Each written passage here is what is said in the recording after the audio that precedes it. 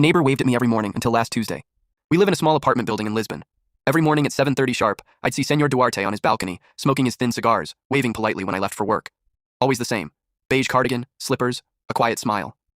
Last Tuesday, no wave. At first, I thought I'd just missed him, but when it happened again the next morning, I started to feel uneasy. The man never broke routine. By Friday, his balcony door was still open, but the curtains were drawn tight. I mentioned it to Maria, the lady downstairs, and she frowned. "That's strange," she said. "He hasn't picked up his mail either." So Saturday evening, after too much coffee and too much curiosity, I knocked on his door. No answer. I knocked harder, called his name, nothing.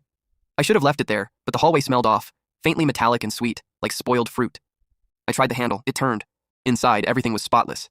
His radio was playing softly, an old Fado song. A small pot simmered on the stove, though the contents had boiled down to crust. The only thing out of place was his armchair, turned toward the balcony, and a half-smoked cigar resting perfectly in the ashtray. "Senor Duarte?" No response. When I pulled the curtain back, my stomach flipped.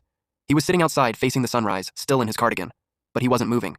His skin had this gray, papery look, and the cigar in his fingers had burned all the way down. I called the police. They said he'd been dead for at least 3 days. That didn't make sense. I saw him wave Wednesday morning, Thursday too. I tried to explain that to the officer, but he just shook his head. "Maybe someone else was on the balcony," he said. Except no one else lived with him. 2 nights later, I couldn't sleep. Around 2 a.m., I went to get some water, and through my window I saw it again. The faint orange glow of a cigar ember on his balcony, and a slow, unmistakable wave.